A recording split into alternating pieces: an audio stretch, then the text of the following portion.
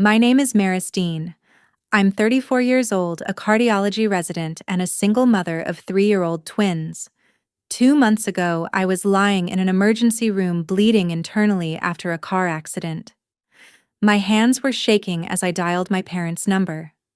I needed anyone, to watch Oliver and Sophie for just a few hours while doctors tried to save my life.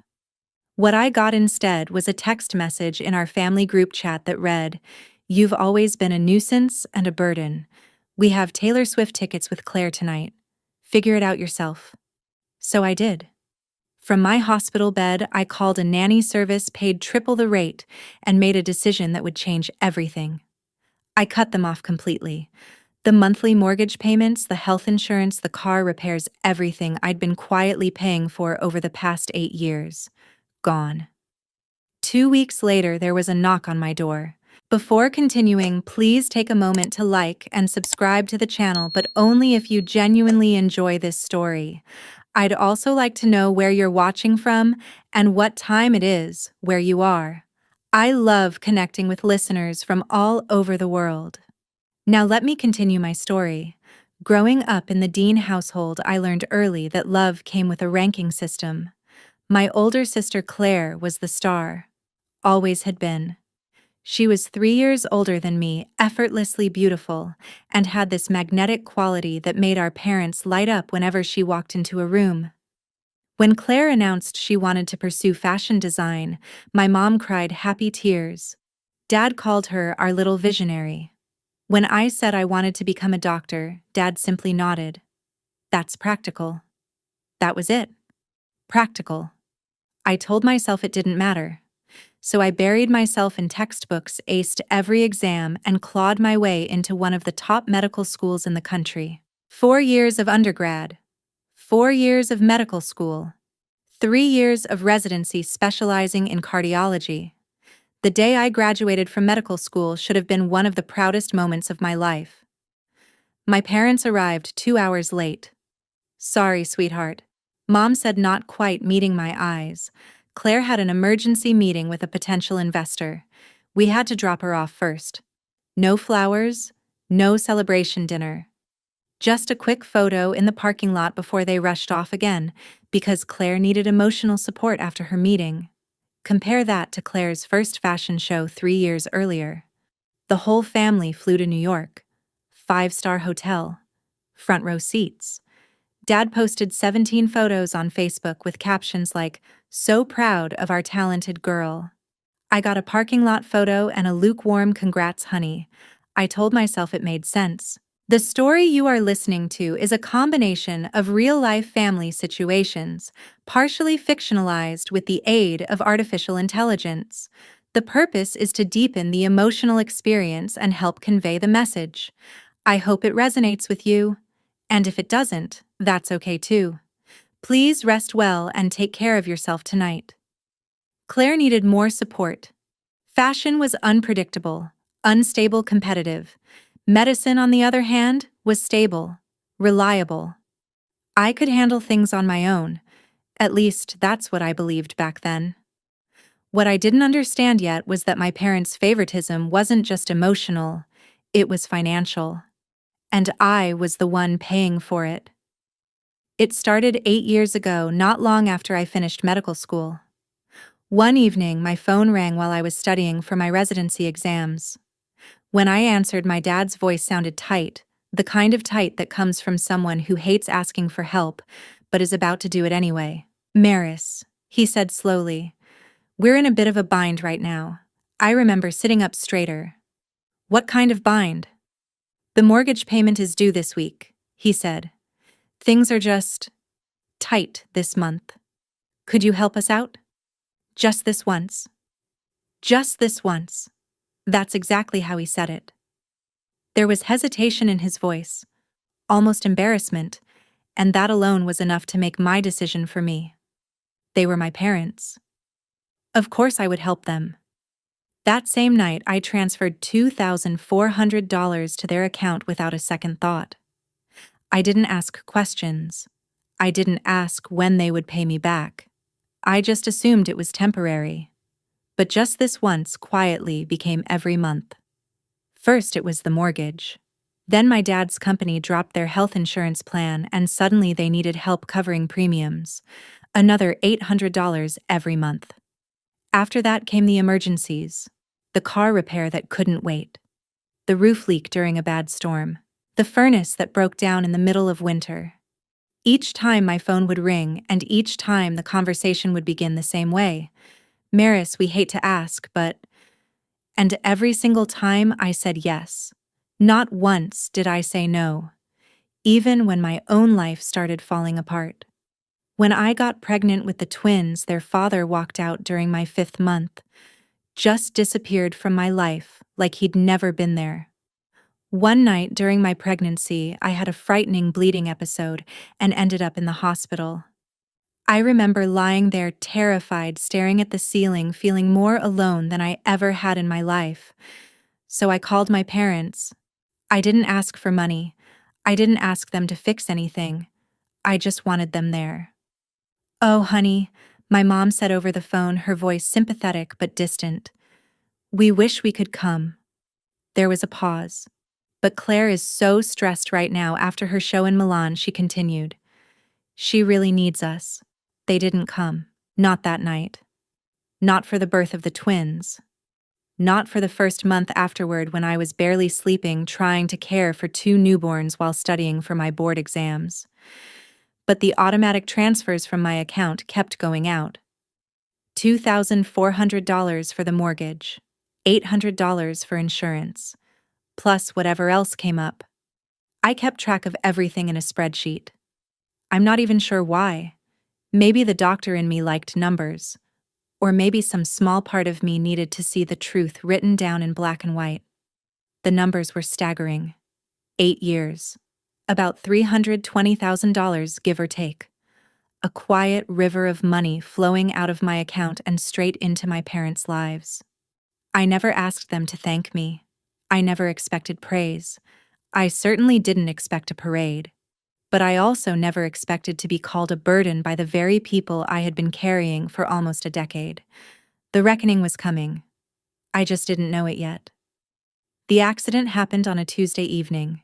I had just finished a brutal 16-hour shift at the hospital.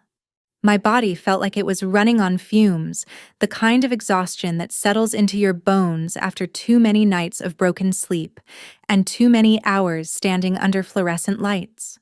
Still, I was alert enough to drive. I remember gripping the steering wheel as I headed home, already thinking about Oliver and Sophie. I wondered if they'd still be awake when I got there, or if the babysitter had already put them to bed. The thought made me smile for a second. Then the traffic light ahead of me turned green. I eased forward into the intersection.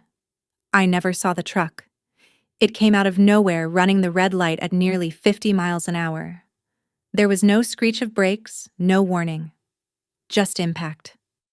The collision slammed into the driver's side door with a force so violent it felt like the entire world shattered at once. Glass exploded around me. Metal screamed. The steering wheel jerked in my hands as the car spun sideways. For a moment, everything blurred. Lights, motion, sound, and then everything went black. When I opened my eyes again, I was lying on a stretcher. The ceiling above me was moving. No, not the ceiling. I was moving. The inside of an ambulance came slowly into focus. Pain tore through my abdomen, sharp and searing, making it hard to breathe. Maris. Maris, can you hear me? A familiar face hovered above me, slightly blurred at the edges. Maris, stay with me. I blinked, trying to focus. Daniel, I managed. Dr. Daniel Harper, one of the emergency physicians at the hospital where I worked, leaned closer. We'd worked together for almost 2 years. Yeah, he said gently. It's me. My voice came out weak and uneven. What's happening? You were in a car accident, Daniel said. We're taking you to the hospital now. There's a good chance you have internal bleeding. He hesitated for a fraction of a second before adding, You're probably going to need surgery. The word hit me like a second crash. Surgery. My mind snapped instantly to the only thing that mattered. My kids. I grabbed his arm with what little strength I had left. Oliver and Sophie, I gasped. They're with the babysitter. She leaves at 8. Daniel glanced down at his watch. It's 7:15. 45 minutes. That was all the time I had. 45 minutes to find someone to take care of my children while doctors opened my abdomen in an operating room. My hands trembled as I reached for my phone. There was dried blood on my fingers and it smeared across the screen as I tried to unlock it. I scrolled through my contacts and tapped my father's number. The phone rang. Once, twice, 3 times, 4. Finally, he answered. Maris, he said impatiently. We're about to head out. What is it, Dad? I said, struggling to breathe through the pain. I need help. The words tumbled out between gasps. I was in a car accident. I'm being taken to the hospital. They think I need surgery. Please, I just need you and Mom to watch the twins for a few hours. Silence. Then my father said, Hold on. I could hear voices on the other end of the line. My mother speaking sharply, Claire laughing in the background. Then the call ended. A moment later, my phone buzzed. A notification. Family group chat. The message was from my mother. Maris, you've always been a nuisance and a burden. We have Taylor Swift tickets with Claire tonight. We've been planning this for months. Figure it out yourself. I read the message once, then again, then a third time. The words didn't change.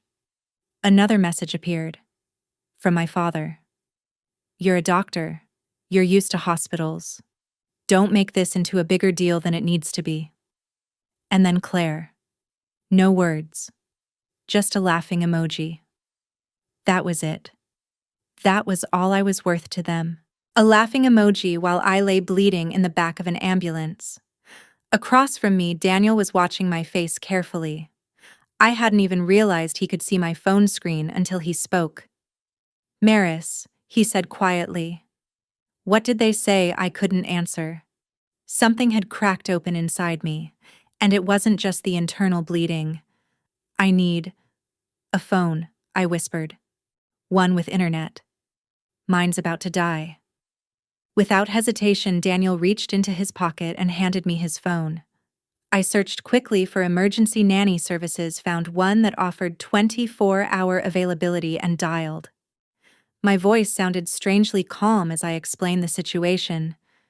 Yes, I need someone immediately. Yes, there are 2 children. Yes, I will pay triple your normal rate. Yes, I'll provide the babysitter's contact information so they can coordinate the handoff. Yes, you're authorized to charge my card, right now. The entire conversation took 4 minutes. When I finished, I handed Daniel his phone back. He was still watching me. He didn't say anything. He didn't have to.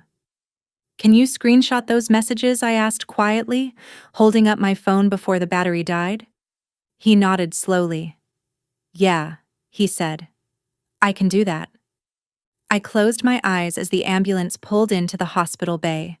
The sirens faded, replaced by the hurried voices of nurses and the rattle of wheels as my stretcher rolled through the emergency entrance.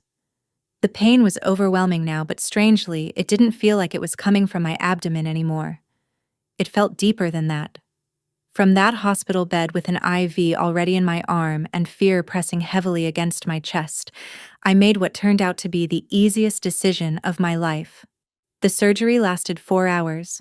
Later, one of the surgeons explained what they had found. My spleen had ruptured. There was significant internal bleeding. If the ambulance had arrived even a few minutes later, the outcome might have been very different. Another 10 minutes, they said gently, and I might not have made it at all. I spent the next 5 days in the hospital. 5 long days drifting in and out of sleep, surrounded by IV drips, the fog of morphine, and nurses checking my blood pressure and oxygen levels every few hours. The days blurred together. But one thing remained painfully clear. Not one call from my parents. Not one text message. Not one visit. The emergency nanny service I had hired from the ambulance turned out to be worth every dollar I paid them. They coordinated smoothly with my regular babysitter, made sure Oliver and Sophie were fed, bathed, and tucked into bed every night. They even sent me daily photo updates. Little snapshots of my twins smiling at the camera, playing with blocks, eating cereal at the kitchen table. Strangers were taking better care of my situation than my own family ever had. On the third day in the hospital, I asked the nurse on duty if she could bring me my laptop from the drawer beside the bed. She looked at me with concern. "Are you sure you're up for that?" she asked gently. "You should probably be resting." "I just need to take care of something," I told her. My voice was calm. My hands were steady as I opened the laptop and logged into my banking app. 8 years of automatic transfers appeared on the screen. Perfectly organized, regular as clockwork. $2,400 on the 1st of every month. $800 on the 15th. Mortgage, insurance, and dozens of smaller transfers scattered throughout the years. Without hesitating, I canceled them. Every single one. Then I opened my phone settings and blocked 3 numbers. My father's, my mother's, and my sister Claire's. There was no dramatic moment, no tears, no second thoughts. It felt like setting down a weight I had been carrying for so long that I had forgotten it was even there. Dr. Daniel Harper stopped by later that afternoon. He had checked on me every day since the accident, usually bringing a cup of coffee and sitting quietly in the chair beside my bed for a few minutes before heading back to the ER. "How are you feeling today?" he asked. I looked up at him, and for the first time in years I told the truth. "Better?" He raised an eyebrow slightly. For the first time in 8 years, I added slowly, "I actually feel better." Daniel studied my face for a moment like he understood more than I had said out loud. But he didn't ask questions. He simply nodded. I knew the fallout was coming. Sooner or later, my parents would notice that the money had stopped arriving. They would call. They would text. They would demand explanations. They would cry rage and accuse me of abandoning them. I was prepared for all of that. What I wasn't prepared for was what happened next. 2 weeks after my surgery, I was finally back home. I was still moving slowly, still sore every time I stood up too quickly, but I was alive. It was a Saturday morning. I was standing in the kitchen making pancakes for Oliver and Sophie, their favorite weekend breakfast. The smell of butter and maple syrup filled the room. Oliver was sitting on the floor nearby, trying very seriously to stack his toy blocks into a tall tower. Sophie was helping by knocking them down every time he finished. Their giggles filled the kitchen. For a moment, everything felt almost normal. Then came the knock. 3 sharp raps on the front door. I wiped my hands on a dish towel, my heart suddenly beating faster. If it was my parents, I wasn't ready. I wasn't sure I would ever be ready. I walked slowly to the door and leaned toward the peephole. My breath caught. Standing on my doorstep was a tall man in his 70s. His silver hair was neatly combed and his sharp blue eyes were just as piercing as I remembered from childhood. His posture was straight, dignified, the kind of posture that comes from decades of authority, the authority of 40 years on the federal bench.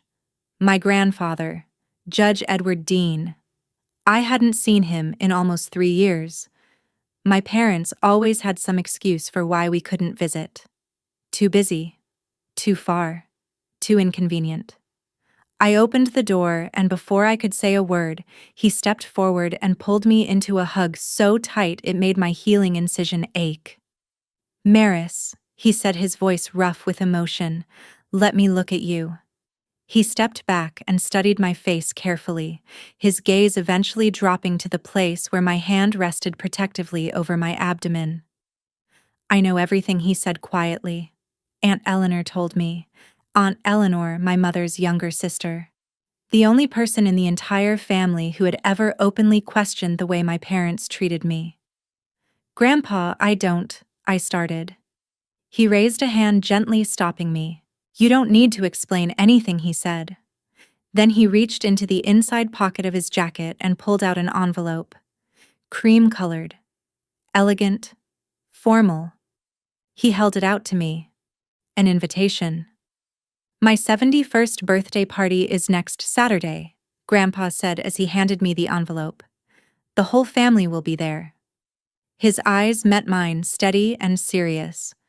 And I have some things that need to be said. A few minutes later, he was sitting at my kitchen table while Oliver and Sophie proudly paraded their toys across the floor in front of him. They had taken to him immediately. Oliver was trying to show him how tall he could stack his blocks, while Sophie insisted on placing plastic animals across the table, like they were attending an important meeting. Grandpa gave them his full attention. "Look at that tower," he said, leaning down to Oliver's level. "That's impressive." Oliver beamed. Sophie climbed onto the chair beside him and began explaining very seriously which stuffed animal was in charge. Grandpa listened like it was the most important conversation he'd had all week. After a moment, he looked over at me with a soft smile. "They look just like you did at that age," he said. I raised an eyebrow. "Really?" He nodded. "Same stubborn chin." I laughed quietly and placed 2 cups of coffee on the table before sitting across from him. For a moment we just sat there, the smell of pancakes still lingering in the kitchen. Finally, I asked the question that had been sitting in the back of my mind since I opened the door. "Grandpa, how did you find out about the accident?" I hesitated. "About everything." He wrapped both hands around his coffee mug, warming them slowly. "Your Aunt Eleanor called me the night it happened." My chest tightened slightly. "She heard about it through one of your cousins," he continued. "And when she found out what your parents did, she called me immediately." He paused. His jaw tightened slightly like he was holding back something heavier. "I've been watching this for years, Maris," he said quietly. "The way your parents treat you compared to Claire." I stared down at my coffee. "I thought maybe I was imagining it," I admitted softly. "Maybe I was making it bigger than it really was." "You weren't." His voice carried the quiet certainty of someone who had spent decades weighing truth against lies. "I was a federal judge for 40 years, he continued. "Reading people was my job. I know what favoritism looks like, and I know what exploitation looks like." The words landed heavier than I expected. He leaned forward slightly. "Tell me something," he said. "Do you still have records of the money you sent them?" I nodded slowly. "Every transfer," I said. "All 8 years." A faint, approving nod crossed his face. "Good." He leaned back in his chair. "I want you to put together a summary. A summary every payment," he said calmly. "Every date, every amount." I frowned slightly. "Why?" He looked directly at me. "Because at my birthday party," he said evenly in front of the entire family, "I intend for the truth to come out." There was no anger in his voice, no bitterness, just certainty. "Not as an attack," he added. "Not as revenge." He tapped the table lightly. "Just facts." Then he gave the smallest shrug. And facts, as I learned during 40 years on the bench, have a way of speaking for themselves. My hands trembled slightly around my coffee mug. "What if they hate me?" I asked quietly. Grandpa reached across the table and gently squeezed my hand. "The ones who matter won't," he said. "And the ones who do." He paused. "Never deserved you in the first place." The next 2 weeks passed in a blur of preparation. After the twins went to bed each night, I sat at my kitchen table with my laptop open, digging through years of bank records. I printed every statement, every transfer confirmation, every receipt. 8 years of financial history. I organized everything chronologically and placed the papers into a simple manila folder. Looking at it all together was staggering. Month after month, year after year. A quiet river of money flowing in only one direction. 3 days before the party, Aunt Eleanor came over to help me review everything. She was 55, sharp-tongued, and had always been considered the family's black sheep because she refused to pretend everything was perfect. She sat at my kitchen table, flipping through the folder page after page. Her expression darkened with each one. Finally, she stopped and leaned back in her chair. $360,000, she said flatly. She looked up at me. Maris, do you understand what this is? I nodded slowly. I know. She shook her head in disbelief. That's more than most people earn in 7 years of full-time work. She closed the folder and slid it across the table. And they called you a burden. I pressed my palms against the kitchen counter, trying to steady myself. I don't want to destroy the family, Aunt Eleanor, I said quietly. I just want them to see the truth. I want them to acknowledge what I've done. She stood up and walked over to me, resting a hand on my shoulder. You're not destroying anything, she said firmly. You're just stopping the lie. She gestured toward the folder on the table. They built their comfortable life on your silence. Then she gave me a pointed look. And you are not obligated to keep giving them that. I nodded slowly, even though my stomach was twisting with anxiety. What if everyone takes their side? I asked. She shrugged. Some might. Family is complicated. Then her expression softened slightly.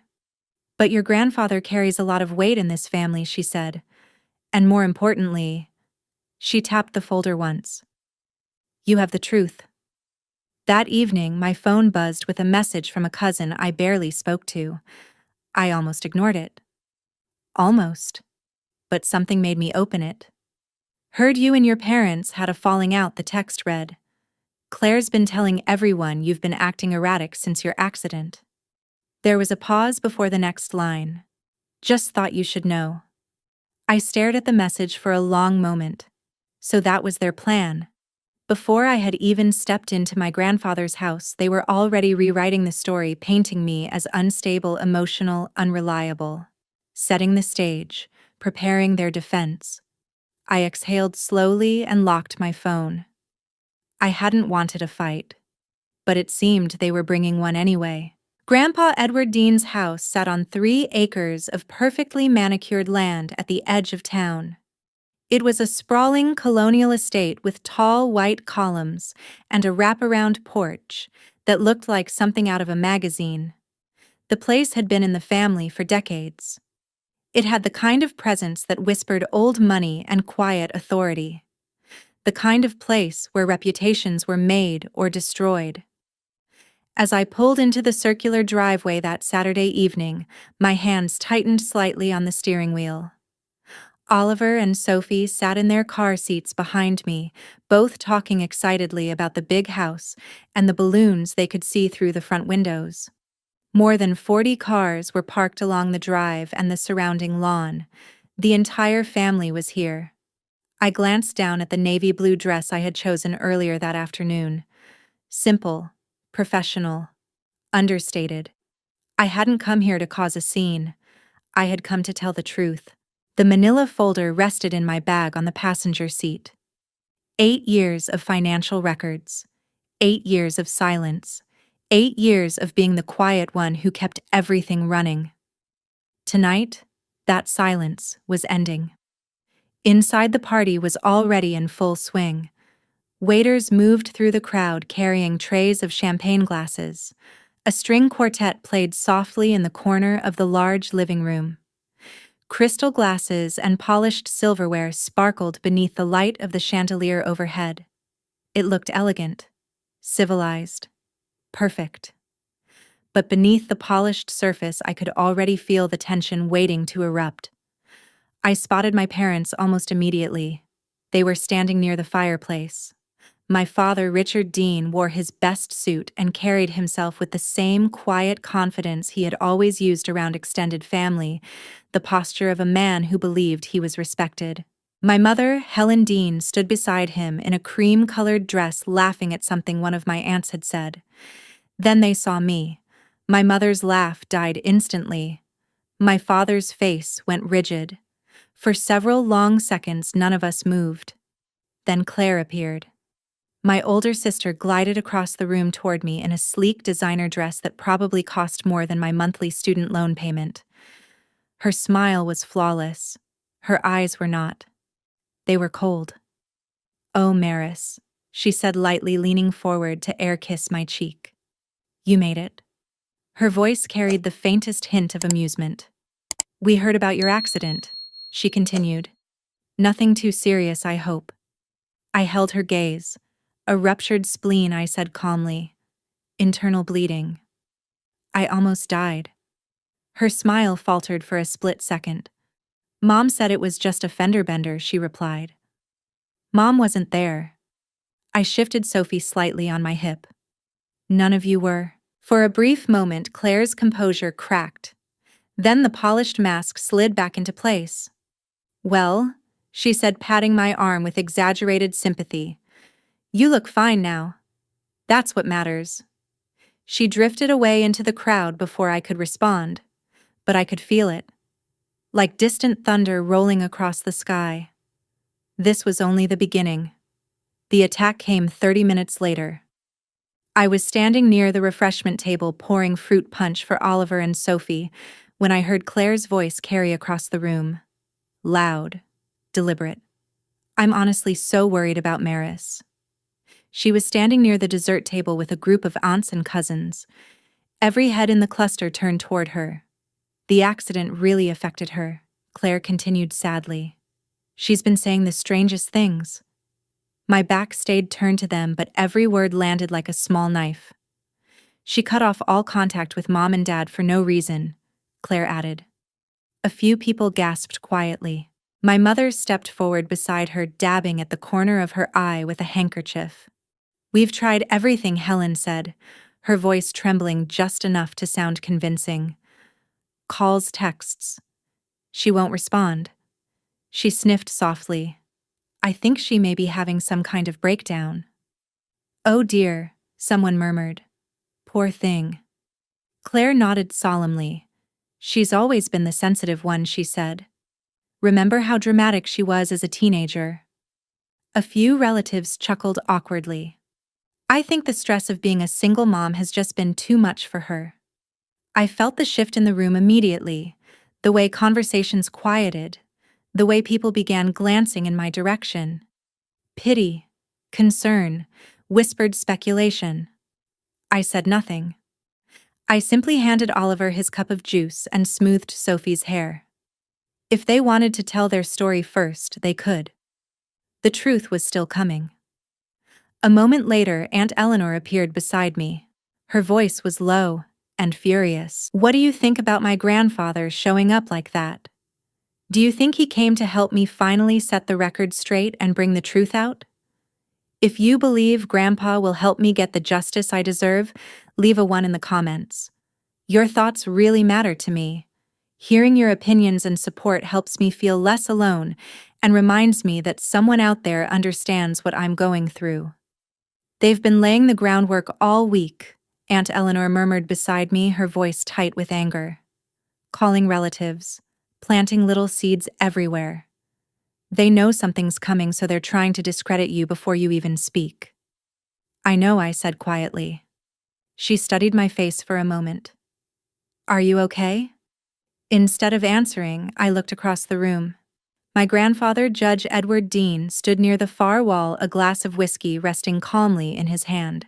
His expression was unreadable, the same controlled mask he must have worn for decades while presiding over courtrooms and listening to arguments from both sides. Then his eyes met mine. He gave the smallest nod. It was barely noticeable to anyone else in the room, but I understood it perfectly. "I'm here." I exhaled slowly. "I'm fine," I told Aunt Eleanor. "Let them talk." As if on cue, the room suddenly began to quiet. Someone near the center of the room tapped a glass with a spoon. The soft clink echoed through the house. Conversations faded. The string quartet stopped playing. Grandpa set his whiskey glass down and slowly rose from his chair. Even at 70, he commanded attention the same way he must have during his 40 years as a federal judge. The room instinctively fell silent. Every head turned toward him. "Before we continue with the festivities," he said calmly, his voice carrying easily across the crowded room, "I have a few things I'd like to say." The air in the room shifted instantly. People leaned closer. Whispers faded. This was it. The moment everything would finally come out. But before Grandpa could continue, my father suddenly stepped forward. "Dad, wait." His voice sounded controlled, but I could see the tension pulling tight across his jaw. Grandpa raised one eyebrow. "Richard." My father turned to face the room, squaring his shoulders like an actor stepping onto a stage. Every inch of him looked like the concerned parent. "As many of you may have heard," he began sadly, "my daughter Maris has been going through a very difficult time lately." He gestured toward me with a sympathetic expression. "After her accident, she's been confused, distant. She's cut off contact with her mother and me completely." My mother Helen stepped forward beside him, clutching a handkerchief like she had practiced this moment in the mirror. "We've only ever wanted the best for her," she said, her voice trembling just enough to sound believable. "But lately she's been spreading terrible lies about us." Helen pressed the handkerchief to her eyes, saying we abandoned her, that we don't love her. The room fell completely silent. I could feel dozens of eyes turning toward me, 40 pairs of them, I thought distantly, judging, watching, trying to decide who to believe. "We've tried to be patient." My father continued, shaking his head sadly, "but it's been heartbreaking." He spread his hands helplessly. "We gave that girl everything. Everything." Across the room, Claire's voice joined in smoothly. "She's even been claiming we refused to help her during her accident," she added. She gave a small, confused laugh, which obviously isn't true. There must be some misunderstanding. Someone near the back of the room murmured sympathetically, "Those poor parents." Another voice whispered something about stress and trauma. I stood frozen where I was. Oliver had buried his face in my shoulder, sensing the tension in the room. Sophie clung quietly to my arm. Mary's, an aunt I barely recognized, approached me cautiously. "Honey, is everything okay?" She glanced nervously toward my parents. "They're so worried about you." I opened my mouth to respond, but no words came. For a moment, I simply stood there, the center of a story that had already been rewritten without my permission. Then a voice cut through the room like the strike of a gavel. "Are you finished, Richard, Grandpa?" The words were calm, almost mild, but every person in that room heard the steel underneath. My father's confident expression faltered. "I just thought the family should know." "The family should know the truth," Grandpa interrupted. "And I intend to give it to them." He stepped forward, slowly walking toward the center of the room. His movements were measured and deliberate, the walk of a man who had presided over hundreds of cases and never once lost control of his courtroom. And suddenly the party didn't feel like a party anymore. It felt like a trial. "I've listened to your concerns," Richard, Grandpa said calmly. His voice carried easily through the silent room. "Helen, Claire, you've painted a very clear picture tonight." He paused for a moment, letting his words settle over the crowd. "A picture of a troubled young woman who has suddenly turned against her loving family." The silence deepened. Then he folded his hands lightly in front of him. Now he continued, "I'd like to ask a few questions." My father shifted uncomfortably. "Dad, I don't think this is the place for—" "This is exactly the place." Grandpa's voice didn't rise, but it hardened. "This is family," he said evenly. "And families should know the truth about each other." Then he turned directly toward my father. "Richard, a simple question." My father forced a thin smile. "What question? Who has been paying the mortgage on your house for the past 8 years? The color drained from my father's face. "What?" "The mortgage," Grandpa repeated calmly. $2,400 a month. For 8 years. He tilted his head slightly. "Who has been paying it?" My father's eyes darted toward my mother. We pay our own mortgage." "Do you?" Grandpa reached into the inside pocket of his jacket and pulled out a folder. My folder. The same plain manila folder I had handed him earlier that week. Because Grandpa continued evenly holding it up slightly, I happen to have a complete record of bank transfers from Maris Dean's account to your mortgage company. He opened the folder slowly. Every month. For 96 consecutive months. A ripple of murmurs spread through the room. That's a misunderstanding, my mother stammered. Maris offered. We never asked. Grandpa didn't even look up. I'm not suggesting you held a gun to her head, he said calmly. I'm simply establishing facts. He turned another page.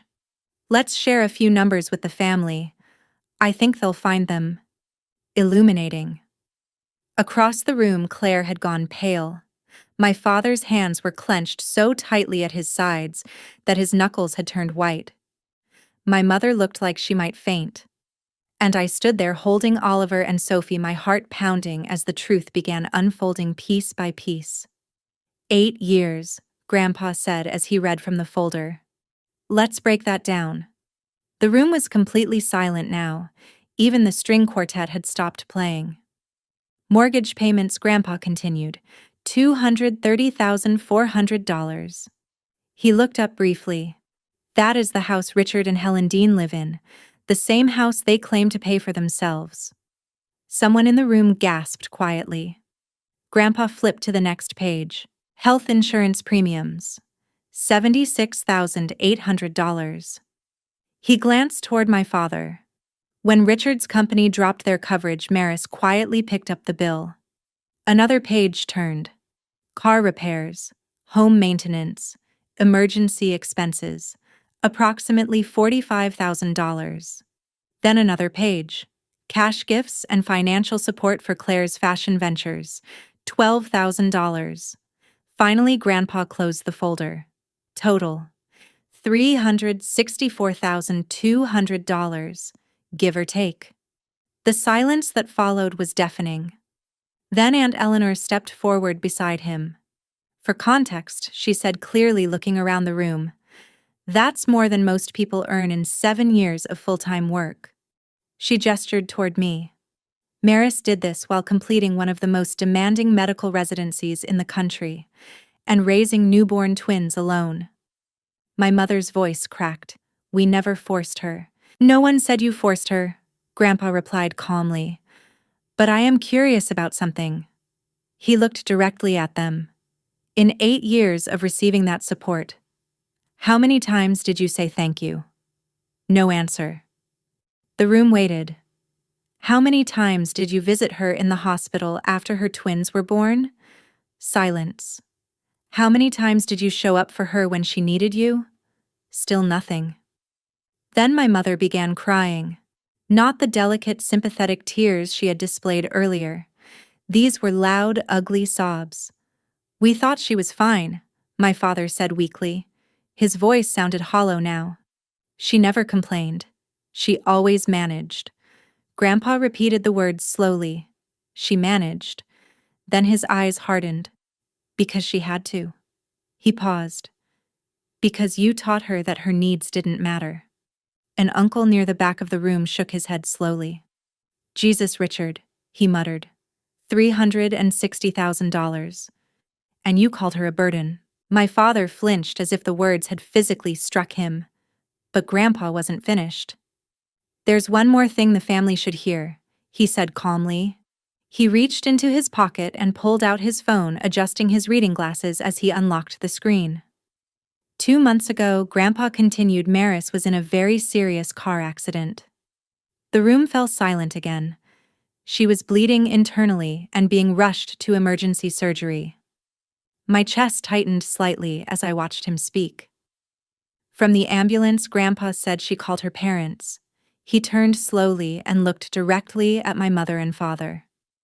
Her children, Oliver and Sophie, were home with a babysitter who was about to leave. She needed someone to watch them for a few hours. He paused. Then he held up the phone. This, he said quietly, is the text message she received in response. My mother's shoulders tensed. Grandpa cleared his throat and read the message aloud. Maris, you've always been a nuisance and a burden. We have Taylor Swift tickets tonight with Claire. We've been planning this for months. Figure it out yourself. For a moment, the room was completely still. Then it exploded. "Oh my God," someone whispered. "That can't be real." Another voice gasped in shock. Across the room, Claire stepped forward quickly. "That's not your taking it out of context," she said desperately. "There is no context," Aunt Eleanor snapped immediately. Her voice cut through the room like a whip. "There is absolutely no context that makes abandoning your daughter during a medical emergency acceptable." "We didn't know it was serious," my father shouted suddenly. Grandpa's voice cut through the noise like a judge's gavel. "Did you ask silence? Did you call her back? Still silence? Did you go to the hospital?" The room was so quiet now that I could hear someone shift their weight across the floor. Grandpa lowered his phone slowly. "For anyone wondering," he said calmly, "the answers are no, no, and no." A woman I recognized as a distant cousin stepped away from my parents, her expression twisting with disgust. Then another relative followed. And another. The quiet movement of people stepping back from them felt louder than any argument. My mother had begun sobbing uncontrollably. Not the dramatic tears from earlier. These were real, messy, panicked. "I didn't mean it like that," she cried. I was frustrated. "I didn't think you didn't think your daughter might die." Grandpa finished for her. His voice was calm, but there was steel beneath it. "Because you never thought about her at all." He turned slowly to face the rest of the room. "I'm not asking anyone here to pass judgment," he said evenly. "I'm simply presenting the facts." He spread his hands slightly. "What you choose to do with those facts is your own decision." Then his gaze moved back to me. The hardness in his expression softened. "Maris," he said gently, "is there anything you'd like to say? I hadn't planned to speak." When I walked into that house tonight, I had expected Grandpa to handle everything, to let the numbers and the facts speak for themselves while I stood quietly in the background. But as I looked around the room, at my mother crying, at my father standing there stunned and pale, at Claire's carefully constructed confidence beginning to crumble, I realized something. I did have something to say. I handed Sophie gently to Aunt Eleanor, then stepped forward. "I didn't come here for revenge," I said. My voice was steadier than I expected. "I came because Grandpa invited me." I looked around the room at the faces watching me, and because for 34 years, I've been living with a version of my family that wasn't real.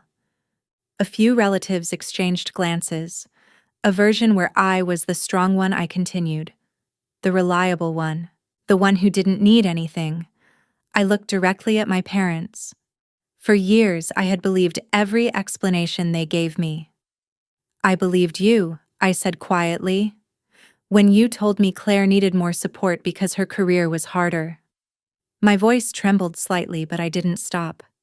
"When you said medicine was stable, that I could handle things on my own, I believed you."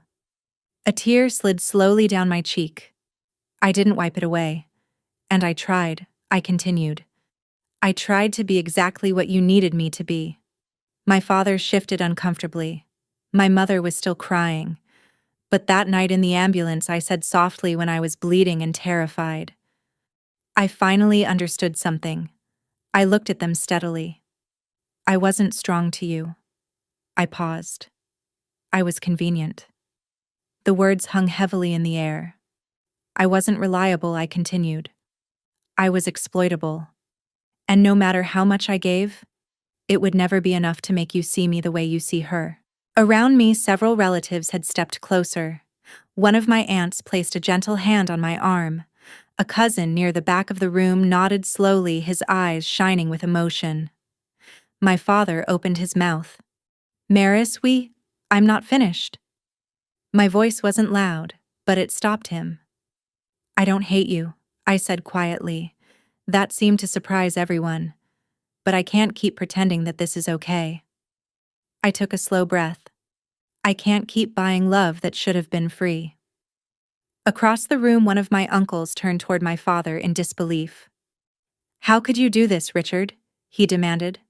"This whole time you've been living off your daughter, while treating her like she was nothing."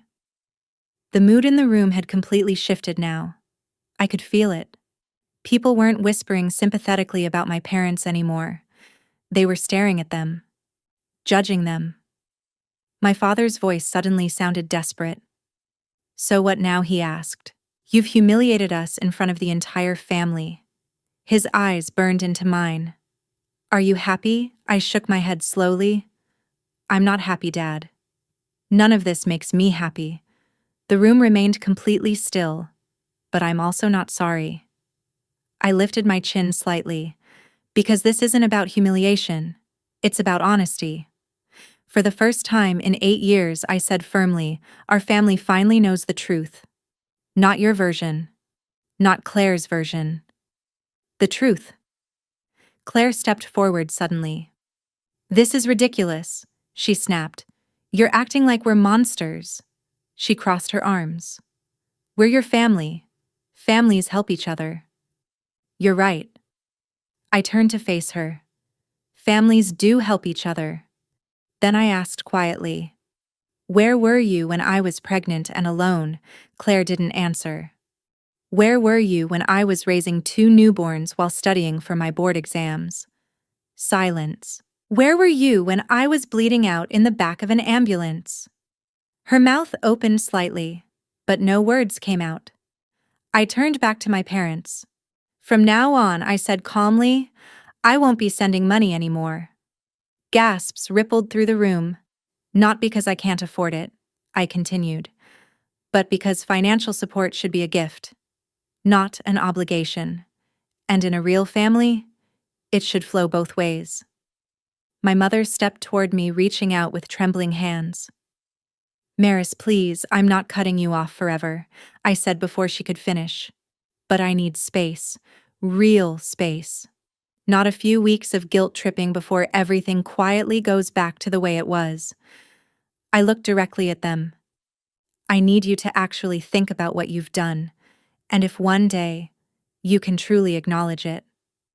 I paused. "Maybe we can rebuild something." I stepped forward and gently took Sophie back from Aunt Eleanor. But I won't hold my breath. For several seconds no one said anything. Then one of my great-aunts slowly approached me. She took my hands in hers, her skin soft and wrinkled with age. "I'm so sorry, sweetheart," she said quietly. "I had no idea." Her eyes filled with regret. "All these years, I thought you were the one who had it easy." I nodded slowly. "I know." My voice softened. "Everyone did. That's how it was supposed to look." Across the room, my parents stood frozen. No one rushed to comfort them. No one defended them. The story they had built for years had just collapsed in front of everyone, and for the first time in my life, I wasn't the one carrying the weight of it. I looked around the room once more, then toward the door. That moment, the moment I finally said those words, was the first time I had ever truly chosen myself. And if you've ever been in a situation like that, where family expectations demanded endless sacrifice, then you know how difficult that choice can be. But here's the truth I learned. Boundaries are not betrayal, and saying no is not selfish. If you agree with that, type boundaries in the comments. And if you know someone who might need to hear a story like this, share it with them. Because sometimes, the hardest thing in life is learning that loving yourself doesn't mean you love your family any less. It just means you've finally stopped letting them hurt you. That night, my parents left the party early. No one stopped them, and no one said goodbye.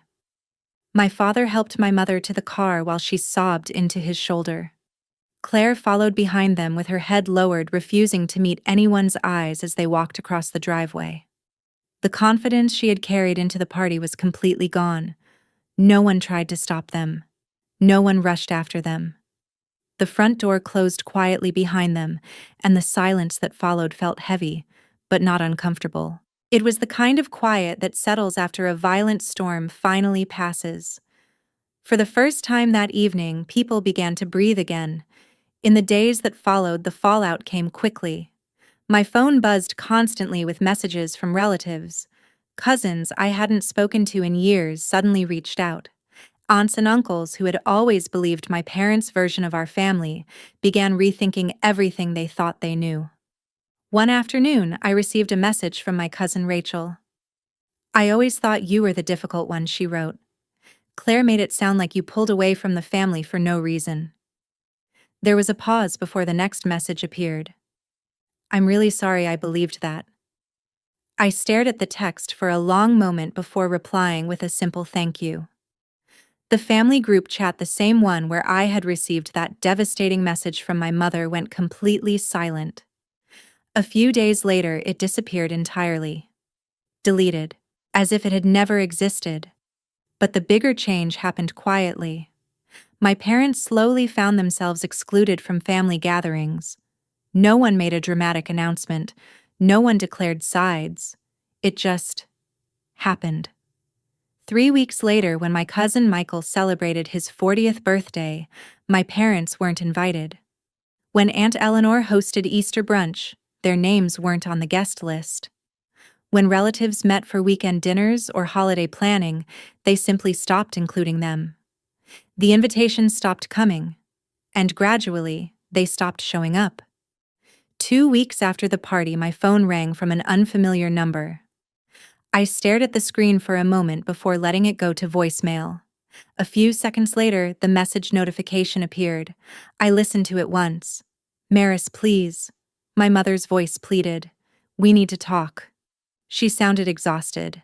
"This has all been blown out of proportion. Your father is devastated. And so am I." There was a long pause. "Can't we just move past this?" I sat there for a long time after the message ended. Then I deleted it. Because I understood something now that I hadn't understood before. Forgiveness wasn't a reset button. It didn't erase the past. Forgiveness, when it came, would be something I did for myself. Not something I offered just because someone else demanded it. And I wasn't ready for that yet. But the financial consequences of my decision were just beginning. 3 months after Grandpa's birthday party, my phone rang again. This time, it was Aunt Eleanor. "They're selling the house," she said, without preamble. I slowly set down my coffee mug. "What, your parents?" she clarified. "They put the house on the market last week. Word is they can't keep up with the mortgage payments." I leaned back in my chair. For a moment, I expected to feel something. Satisfaction. Vindication. Maybe even guilt. But what I felt instead was something simpler. Exhaustion. "Where will they go?" I asked quietly. "Your Uncle Frank is letting them stay in his guest house for now," Eleanor said. Then she added, "But it's temporary. He made it very clear that it's conditional." Conditional, how they need to get jobs. Real jobs. Her tone carried a sharp edge. Not just sitting around waiting for someone else to bail them out. Jobs. The word sounded strange when applied to my parents. My father had taken early retirement at 55. My mother had never worked outside the home at all. For years, they had lived comfortably, supported by the steady stream of money I sent every month. And somewhere along the way, they had stopped realizing how dependent they had become on it. "What about Claire?" I asked. "Can't she help them?" Eleanor laughed softly. It wasn't a kind laugh. "Claire's been drowning since the divorce." She paused. "And after the party?" Word spread. Apparently, someone in the family had connections in the fashion world. And reputations traveled quickly. "She lost a major design contract," Eleanor continued. "The last I heard, she's waitressing part-time now." I walked over to the kitchen window.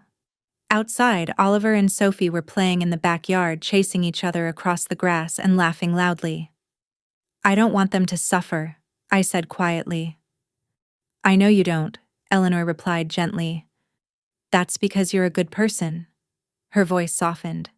"But they didn't suffer for 8 years while you were supporting them. They didn't grow. They didn't learn." She paused. "You stopping wasn't cruel. It was necessary." I didn't answer, because deep down, I knew she was right. That evening after the twins went to bed, I sat down at the kitchen table with my laptop. For the first time in years, I rebuilt my monthly budget. The $3,200 I used to send to my parents every month, the mortgage payment and insurance premiums went somewhere else now, into a college fund for Oliver and Sophie. I stared at the numbers for a moment. My children would never have to worry about crushing student loans. They would never have to carry someone else's financial burden the way I had. And somehow, that felt like enough. That felt like justice. 6 months after Grandpa's party on a quiet Tuesday night, my phone rang again. I was putting Oliver and Sophie to bed when my phone lit up with an unknown number. Normally, I would have ignored it, but something, maybe instinct, maybe curiosity, made me answer. Hello. There was a small pause on the other end, then a voice I hadn't heard in months. Maris. It was Claire, but she sounded different, smaller. The polished confidence that had defined her for most of our lives was gone. Claire, please, don't hang up. Her voice trembled slightly. She took a shaky breath before continuing. I know I don't deserve your time, she said quietly, but I need to say something. I sat down slowly on the edge of the bed. Oliver and Sophie were already half asleep under their blankets, unaware of the moment unfolding beside them. I'm listening, I said. There was a long pause. Then she spoke. I'm sorry. The words came out cracked.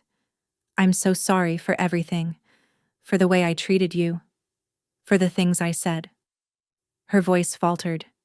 And for laughing at that message. When you were... She stopped. When you were dying. Silence filled the line. What kind of person does that? She whispered. I didn't answer. I didn't know, she continued after a moment. About the money. Not all of it. I knew Mom and Dad were struggling sometimes, but I thought they were managing. Her voice broke slightly. I didn't realize it was you.